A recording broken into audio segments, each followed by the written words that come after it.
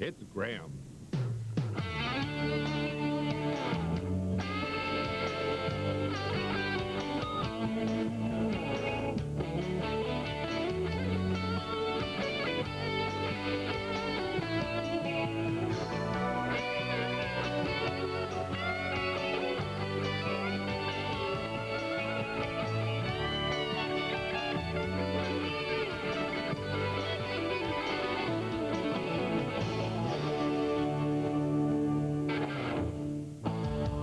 Today in Vancouver, daylilies by the hundreds, by the thousands, with Pam Erickson. And Tilford, the garden in a shopping plaza. Vancouver's different. Let's go!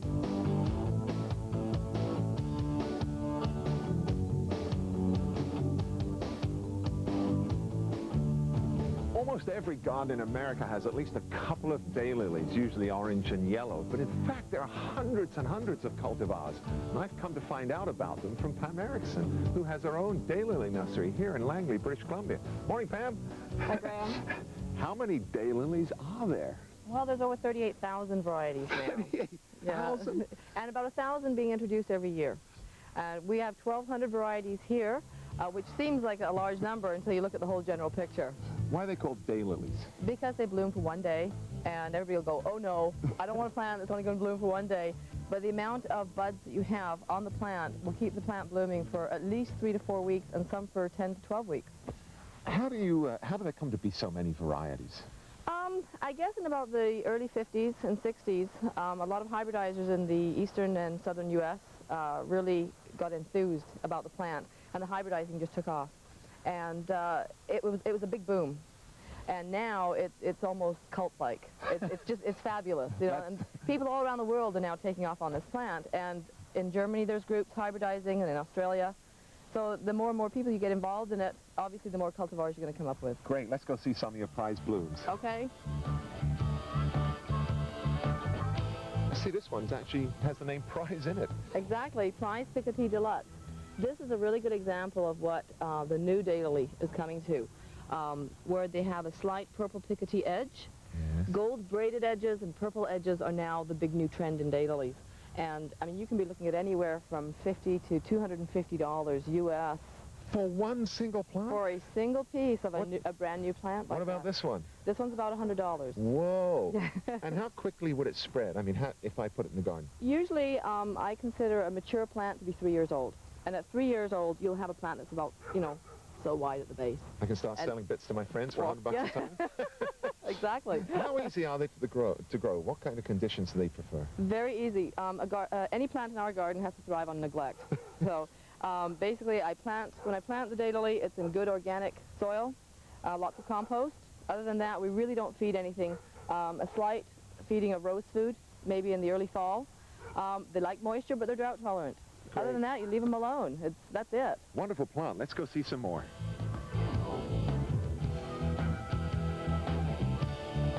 I want to ask you about this one because it's got the same name as my grandmother, Elizabeth Salter. Elizabeth Salter. We got this one at an auction in Oregon last year. We travel down there every year to a regional meeting, and they have a big auction. And I came home with 12 plants that cost me $1,600. Whoa! But they're all plants that we needed desperately in our hybridizing program. And my husband gets a little upset as I'm bidding, but my paddle goes in the air and it stays there until I get the plant I want. And when they pick him up off the floor, I go home with my plant. I mean, is there a big demand for plants that are this expensive? Absolutely. If you're hybridizing, it's really important to keep up with all the new cultivars that are coming out, because otherwise you're going to be taking the plant a step backwards, and you want to be advancing the plant. Everybody's searching for the true blue right now, so... First person to find that'll be a millionaire. Absolutely. Oh, absolutely. What does hybridizing involve with the hemerocallis? Basically, you're taking the pollen from the stamen, Which is that part? right here, and you're going to be putting it onto the pistil right here of another plant that you find to be a desirable parent. It's not sort of haphazard crossing. We do a lot of research before we cross two plants, because we want traits to come from one plant and go into another one. And, I mean, you can try for years until you get the one that you're actually looking for. Which is why they cost so much money. Exactly. So how much does this one cost? This one, Canadian, would retail for about $200. $200. If I wanted one, could I get it today? No. Why not? There's a waiting list. There's a waiting list. There's a waiting list. There are a lot of collectors out there. Well, what makes them so popular? I mean, apart from collectors. Because it's an easy care plant, and people want something that's different. I mean, you want something in your garden that nobody else has. And that's what drives the price up? Is this like tulip mania? Oh, absolutely. You become a hemeroholic. There's a major hybridizer formerly from New York who had a plant called Palomino Moon. When I ran into him a couple of years ago, I asked him how he got the name of the plant. It's a very nice sort of creamy color. And with a very nonchalant look at me, he just said, "It's the color code of my Mercedes." So it's a big business. Wow. Yeah, really big in the States. Wow, extraordinary. I also notice you have real lilies. Odd word to use, but real lilies growing in amongst the hemerocallis. Bulb lilies, orientals and Asiatics. Yeah. Absolutely. Like over here. This is an oriental lily. They're all in the lilium family, but I always try to explain to people the difference because people always think lilies when they come here, where the bulb lilies are the single stem with multi-flowers, where the daylilies are a root system rather than a bulb. And they will come up with the fountain-like grass and send up multiple stems. This is one of your own successes, Pam. Yes, it is. My husband, Tom, is the hybridizer in the family, and he's been working on it for about 8 years. Hybridizing is a very long, tedious process. Why is that? Because basically, for about every 5,000 seeds that you collect, you maybe keep 5 plants at the end of it because they're not what you wanted them to be or they're not distinct from anything else. It takes you a while to find out what they are. Absolutely. And we're trying to develop plants that are especially good for the Canadian climate in the fact that they open really well after cold nights. What's so good about this one? This is Langley Autumn Princess, and this does exactly that. She's full open by 6 or 7 in the morning, even when we've had cool nights, and it has a very high bud count. It started blooming about the middle of June for us, and last year had her last bloom on October 10th. Is that common to daylilies, that they'll, flower all season? No, generally you've got about anywhere between a 3 to 10 week bloom time, depending on the variety. 6 weeks seeming to be the average now, but if you can get a plant that does bloom for the entire summer, you've got a winner. So the Langley Autumn Princess is a real success. Yes, it is. It must be very expensive. No, actually, we're trying to keep the prices down to a reasonable to really try and get this plant onto the Canadian market, and it sells for $30. Can I take one today? No, there's a 2-year waiting list. Even for this one? Absolutely. You're such an enthusiast. How long have you been at this? For about 7 or 8 years. It started out as a hobby and got to the point where I was so obsessed with buying daylilies that the budget was totally blown, and my husband said to start selling some. And how do you sell most of them? By mail order. Yeah, we mail order right across the country, and we ship May and June, and then August and September. After the break, we're back with the daylily expert. And a visit to Park and Tilford Garden. So don't go away.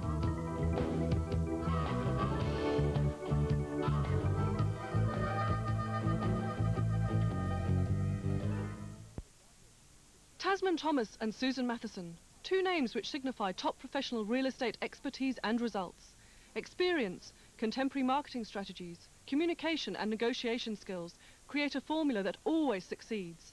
When you list with Susan, rest assured she will listen to your needs, give you dedicated service, quality promotion and true professionalism. Call now, 5466 and discuss your requirements. Susan Matheson and Tasman Thomas, a winning combination.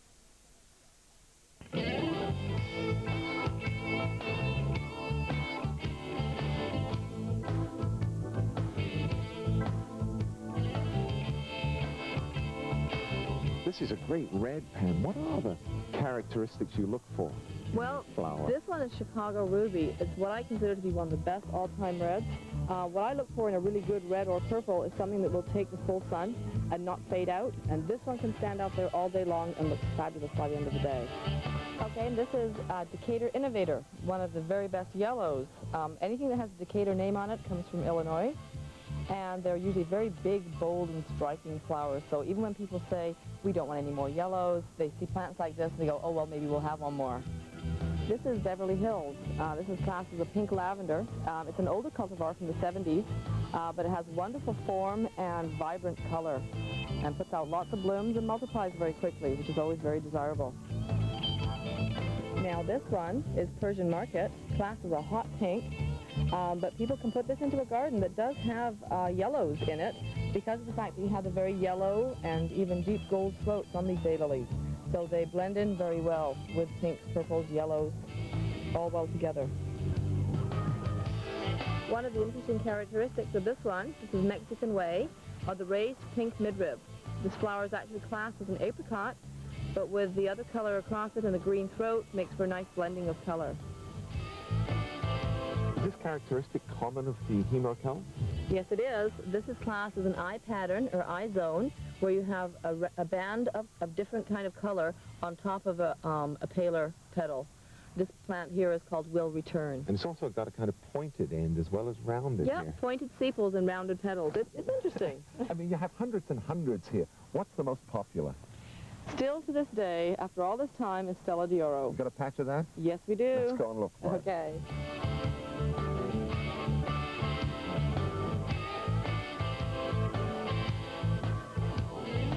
What makes the Stella d'Oro so popular, Pam? Its blooming habit. It starts blooming for us about the end of May, early June, and continues right through until November when we get a heavy killing frost. It continually sends up new scapes throughout the entire season. So you must ship a lot of these. Yes, we do. Can we dig one up? Sure. Okay, oh, I got the shovel over here. Here you are. Right, thank you. Okay. Well, Anything special about this, or just dig them no, up? absolutely. When I'm shipping an order, basically, this is a tough plant. You can pretty well be pretty rough with it. Oh, yeah. You dig it out of the ground. I bang off the dirt. Uh-huh. And basically, you can see the plant is just a single crown that joins the foliage and the root. You ship it like this? No, I don't. You... I cut its head off. Oh, boy. There you go.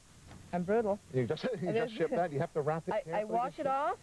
They're all clean, so there's no soil on them at all. They're actually air dried and then packed into a cardboard box, and away they go. When I get this, what do I do with it? You would soak the root system in water for 2 or 3 hours, plant it out in the ground in nice organic soil, and that's it. I mean, do you have to put pesticides on this or protect it in any way? No, we don't do any spraying at all. They're very disease and pest resistant.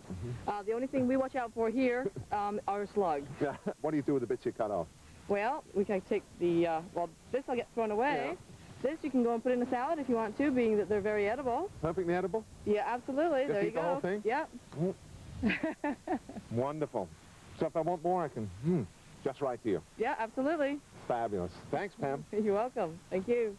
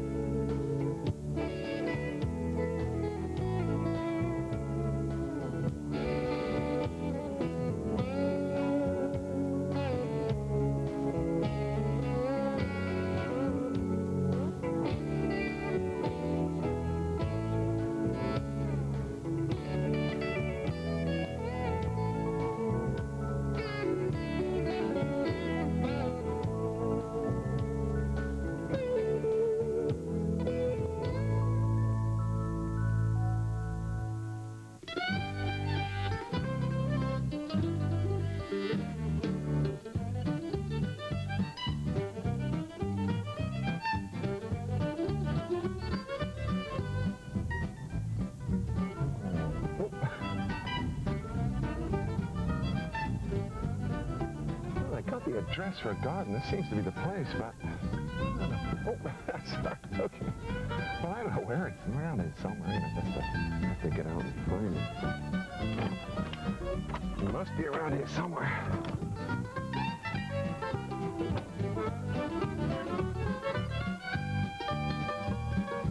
It's called Tilford Park and Garden here in North Vancouver. And I'm looking for Todd Major, the garden director, and I know exactly where it is. Probably over there by the trees.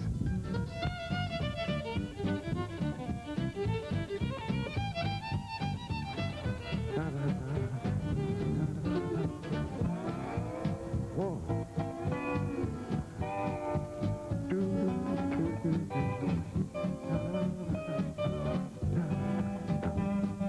Todd. Morning, Graham. How are you? Very well. Todd, how does a shopping center come to have a beautiful garden like this? It takes a lot of public opinion, and the fact that the gardens were built in 1969 gives it a good heritage. And so there's some unique zoning laws that govern how the gardens operate. Essentially, whoever owns the shopping center must maintain the gardens free for public use and non-profit for as long as the shopping center runs. That was public pressure that brought that about? Yeah, people were actually chaining themselves to trees and writing letters, and so Councillor Stella Jodine catalyzed public opinion and got the council to vote for a unique zoning law. How was it originally built? Who built it in the first place? That was Shenley Canada and their Park and Tilford distilleries. They gave it as a gift to the community. They were very civic-minded, and so they bought the land and then started out with a unique sort of European design of outdoor rooms or themes. I gather the garden fell into disrepair for a number of years.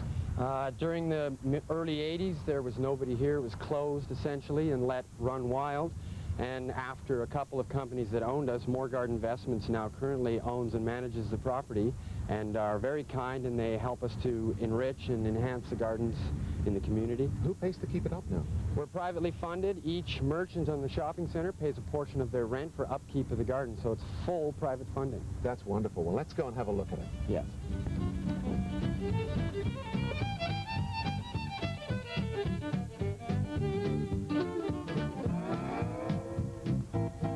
What was left here after 6 years of total neglect?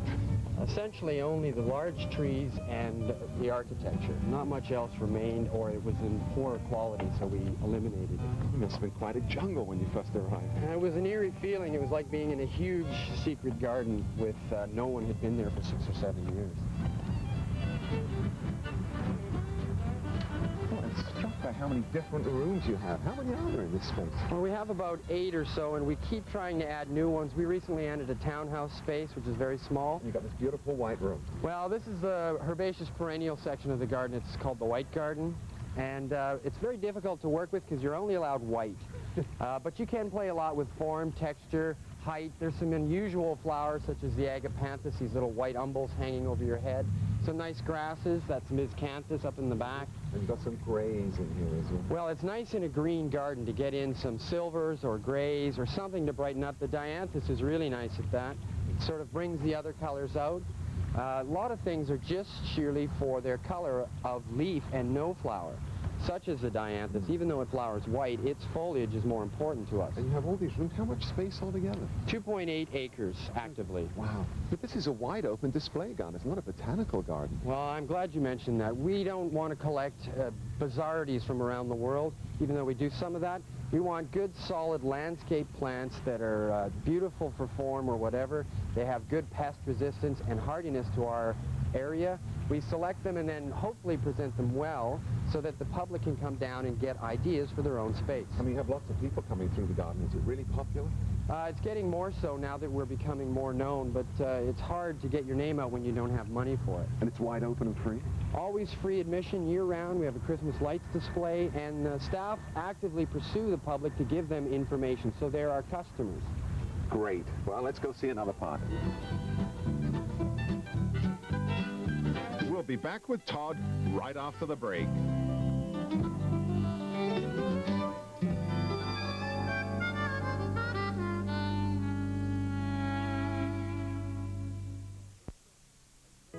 Welcome to Rollo's, Nelson's specialist barbecue, camping and outdoor centre. You'll really enjoy Nelson's great outdoors with one of Rollo's quality tents, with models to suit every requirement and prices to suit every pocket. However, if you prefer your outdoor living at home, check out Rollo's great range of barbecues. For all the best advice, plus great prices and great service, Rollo's Barbecue and Camping Centre, 12 Bridge Street, Nelson.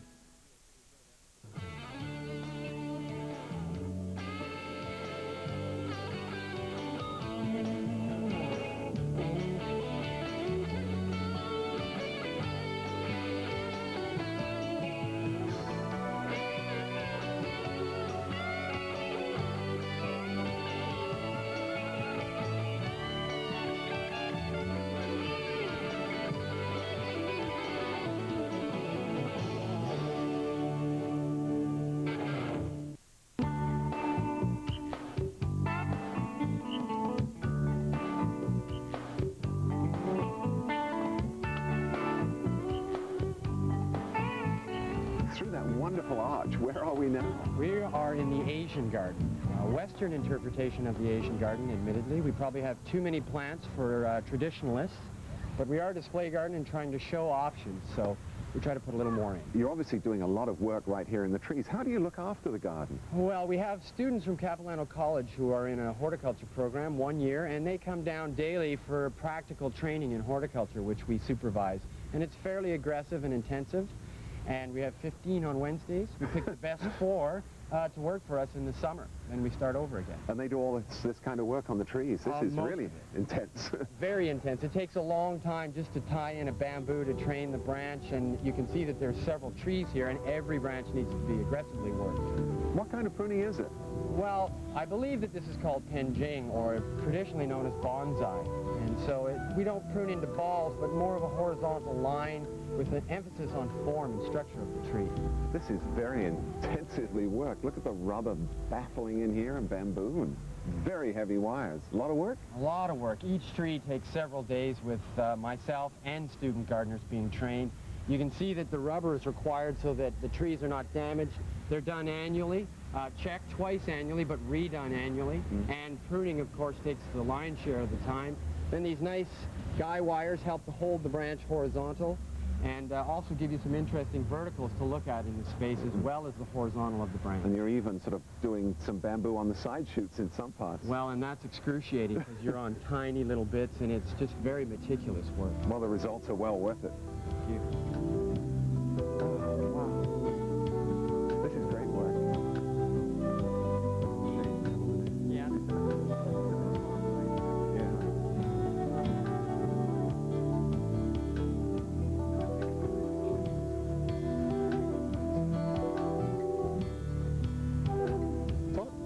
This is a native garden. Why have a native garden?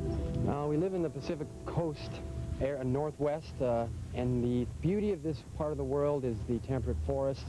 A lot of people buy homes that have tons of native plants on them, and they instantly rip them out to get some kind of California style of gardening. Useless. You have some beautiful, the ferns, for example, people come from around the world to see western sword fern. Hardy, they don't have any pests and disease, no care, clean them up once in a while. And so we're trying to encourage people to use native plants. And I want to ask you about the tree behind and those, well, they look like pink slips. I've seen a few of those. So have I, actually. We're trying to teach people how to, number one, never top a tree. It's completely useless, and the best way to deal with big trees, feed them, water them, and crown thin them. That's what's been done here over the last 8 years. We've tried to thin the tree to allow wind to pass through and light to come down. Also, we want to train and educate the public, so we put up a sign and we flagged every cut for the last 8 years right to the top so that they can read the sign, see what it says, and they can view the tree and see where we've chosen our cut.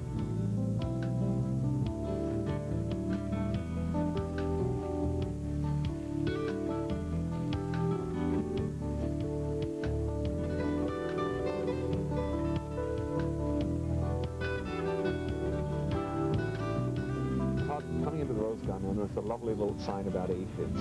Right? Tell me about it. Well, we don't like to use chemicals. They cost money. 50 years of chemical use have proven that it's an inferior approach.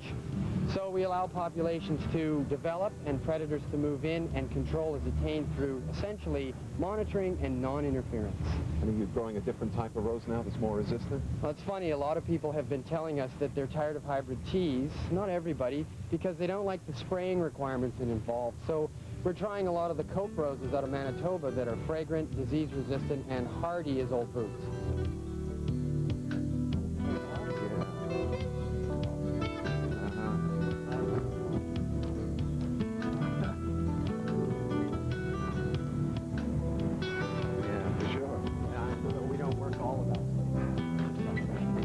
You didn't stop gardening right over there. You've moved out into the mall. Well, one of the things that I don't really enjoy is working turf a lot, and in high traffic areas it's impossible to maintain it. So this whole area was all turf, muddy sort of quagmire in the winter. So what we did was put in some color with Medlin roses and some laurels to edge the space and keep it green. Is this a message for every shopping mall? Most definitely. I think that generally speaking, turf costs more to maintain, raises your maintenance contract. You get more beauty and use of your space long term with shrub plantings, ground covers, etc. You're setting a wonderful example here. Thank you. We hope we are. You sure are. On the next Guerilla Gardener, we're going to the Rocky Mountains. You've seen the Chateau Lake Louise. Now visit the gardens. Gardening here's a real challenge. And everything you need to know about soil preparation with organic gardening guru Carl Elliott. Be seeing you.